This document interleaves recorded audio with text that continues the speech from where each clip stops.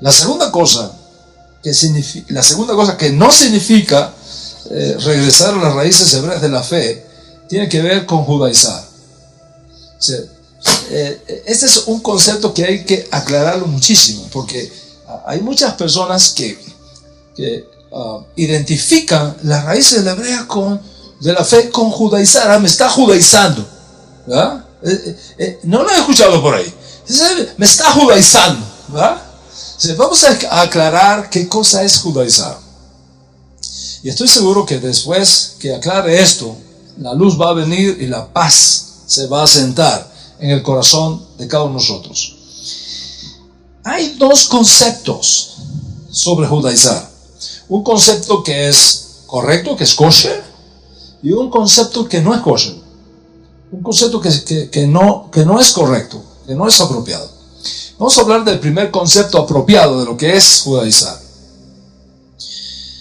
El concepto de judaizar, como aparece implicado en el Nuevo Testamento, tiene que ver con la actitud de ciertos creyentes en el primer siglo, judíos que seguían a Yeshua como Mesías, que pensaban que los gentiles, al abandonar sus ídolos y convertirse al Dios de Israel, tenían que hacerse judíos, porque si no se hacían judíos, no podían asegurar su salvación.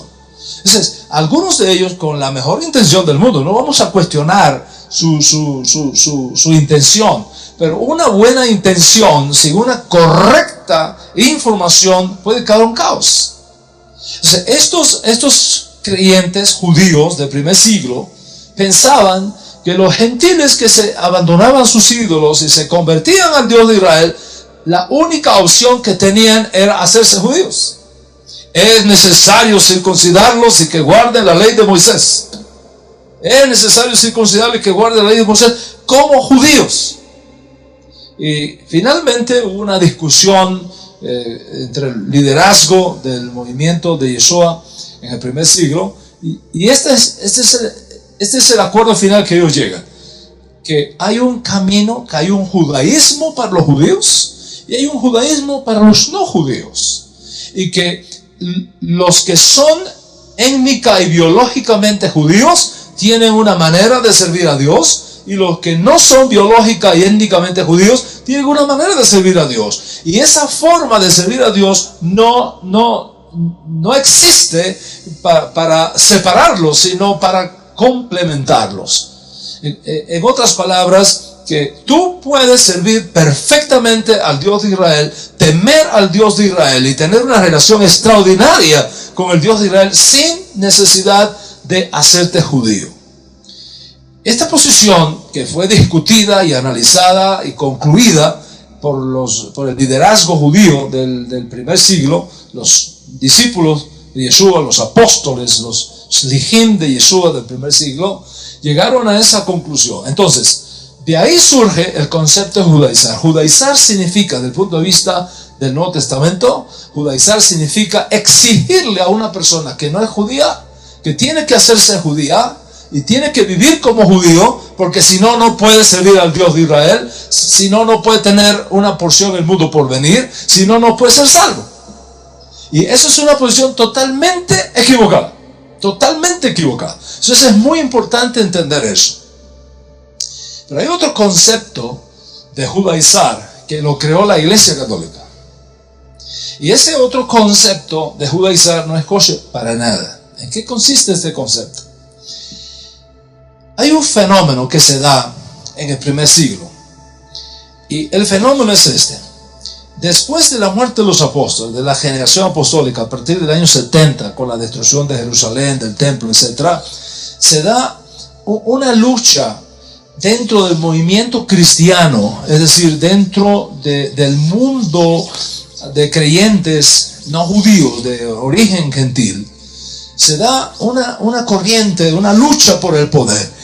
¿quién de ellos, ahora que no hay apóstoles, ahora que el pueblo de Israel está destruido, ahora que no hay Estado de Israel, no hay templo, no hay sacerdocio, el judío está perseguido, el judaísmo está proscrito,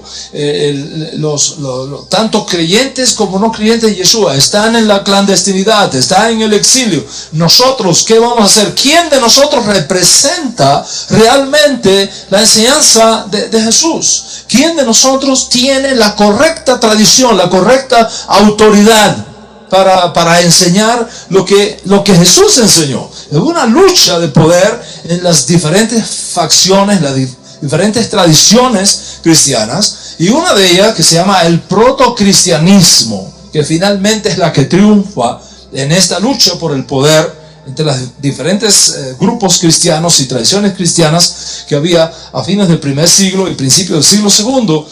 Esa línea que finalmente logra establecerse y consolidarse como lo que es el cristianismo histórico que ahora conocemos, esa línea enseñó que la única manera que tenían los cristianos de perfeccionar su fe era totalmente divorciándose del judaísmo. En otras palabras, el judaísmo fue bueno para los judíos.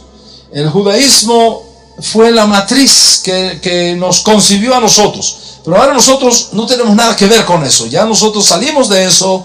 Jesús vino, canceló la ley. Jesús anuló la ley. Nosotros no tenemos que guardar la ley. Nosotros no tenemos que guardar nada del judaísmo. Y por lo tanto, cualquier cristiano que sea encontrado practicando algo judío, está judaizando. Y ahí es donde viene este concepto de que judaizar significa hacer algo judío o guardar algo judío. Entonces, cualquiera que viene y enseña las raíces hebreas de la fe y toca algunos aspectos que son todos judíos, entonces la iglesia, con la mira de separar a los cristianos de sus raíces hebreas, creó el mito de judaizar como aquello que significa prohibir a los cristianos practicar nada judío. Ignacio de Antioquía fue el primero que inició este proceso, que concluye en el Concilio de Nicea en el 325 con la famosa carta que escribió Constantino a las iglesias, en la cual, discutiendo entre otras cosas el tema de la fecha de la Pascua, ¿cuándo debemos los cristianos guardar la Pascua? Había un grupo de cristianos que decía: nosotros tenemos que guardar la fecha de la Pascua como lo hacían los judíos. Y este otro grupo, el protocristianismo, que ya se establece y gana en esta competencia, en esta lucha por el poder, establece: no, nosotros tenemos que seguir la fecha de la Pascua según lo estableció el obispo de Roma. Y esa fecha de la Pascua es totalmente diferente a los judíos. Se hizo una carta, Constantino mismo hizo esa carta. Usted le puede preguntar al historiador Google acerca de esa carta, y te aseguro que esta noche no vas a dormir sin encontrarla. Y verás qué puso él en esa carta.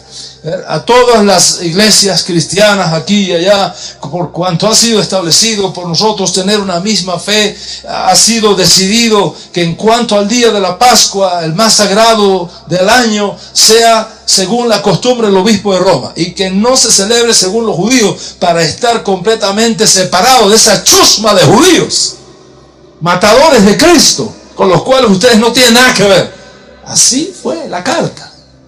Y esa es la razón por la que en el cristianismo se celebra la Semana Santa, la mayoría de las veces en una fecha totalmente diferente a la que hacemos los judíos. ¿Por qué? Porque detrás hubo ese movimiento de que judaizar significa guardar algo que es judío.